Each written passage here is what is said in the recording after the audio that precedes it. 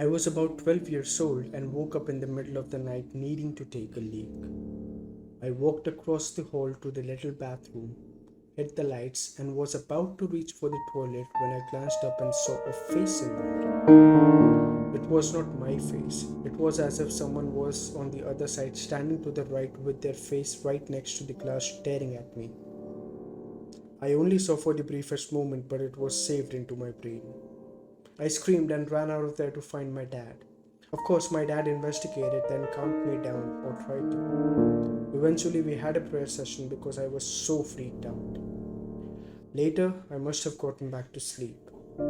Fast forward to my 30s, I have forgotten all about the event. One night while visiting, my dad quietly brings it up. Remember that time when you saw a face in the mirror? It suddenly came back to me in a rush of memory, sending a chill down my spine. Yeah, I remember. Well, he said, sometimes I think about that night. He looked down at the floor with a serious expression. I saw it too.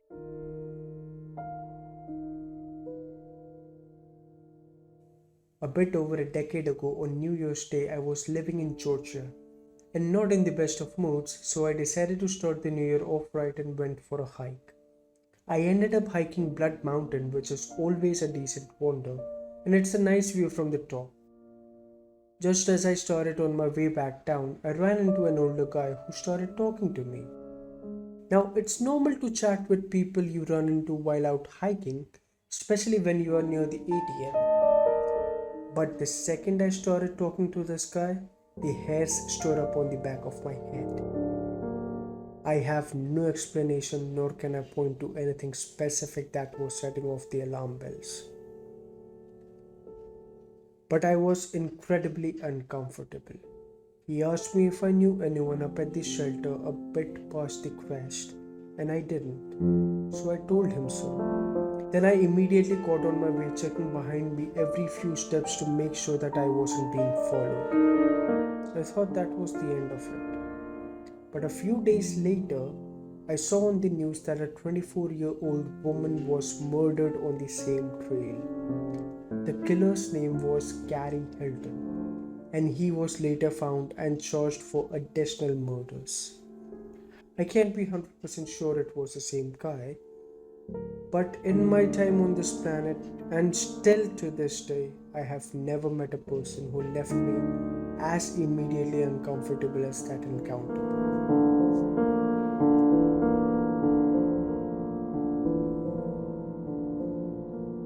I brought up this question to my mom just now. She says when I was young and we lived in an apartment, just us, she woke up in the middle of the night while it was pouring rain because she heard a loud noise. She went through the front door and looked through the peephole to see if she could see what made the noise.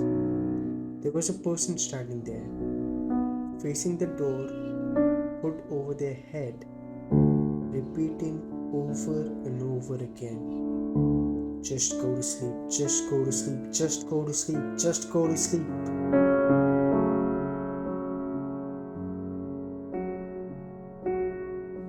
One time in the middle of the night, when I was maybe 6, I was sleeping in my room that has a window to the left of my bed. And somehow in the middle of the night, I heard my window open, which at this point is, I'm going to say, 4 feet away from me. I look up terrified and there is a guy in a completely black costume looking at me. He asks me if there is someone with a certain name in the house. I say no. Not wanting anyone to get hurt, I went to tell my dad. He was terrified.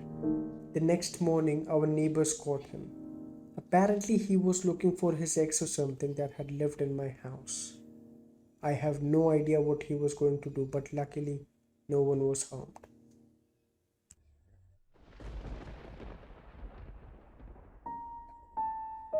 I was camping with my husband and his family at a small remote lake in New Mexico. There were about 10 people in our group and another group of 6 people in the next campsite. It was night time and both groups were doing typical activities, making s'mores, having a few drinks and telling stories when we all heard what sounded like a little girl yelling out for help. Neither group had children with them, but we were all positive we were hearing a little girl and decided to search the area we heard the noises from together. There was a field behind our campsites, and we all saw a very tall, pure white figure standing maybe 100 feet away from us in the field making the noises.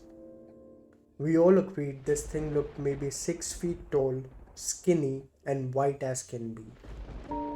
We made our way closer to investigate, but whatever it was that we saw started backing off as we got closer and it disappeared into the trees. All night we continued to hear a little girl calling for help as we tried to sleep.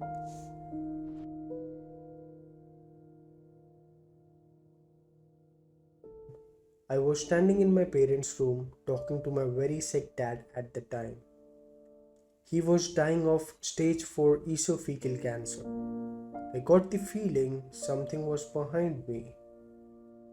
I looked towards the doorway to the living room and something about 4 feet 6 and fully black is peeking around the corner with its hand on the door frame.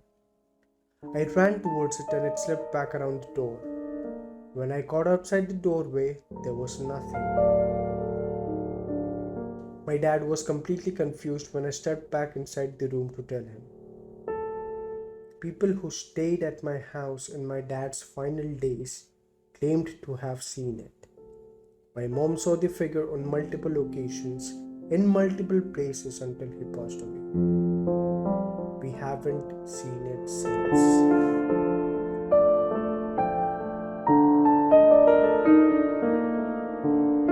After we moved into our home, we were told a woman had died at the hands of her abusive husband. She hated men.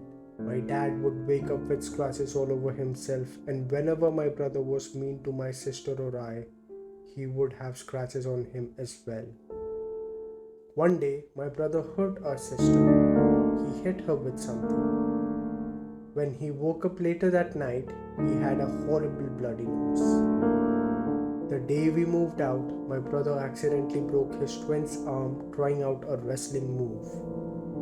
He swears that he would have died that night if it wasn't our last in the house.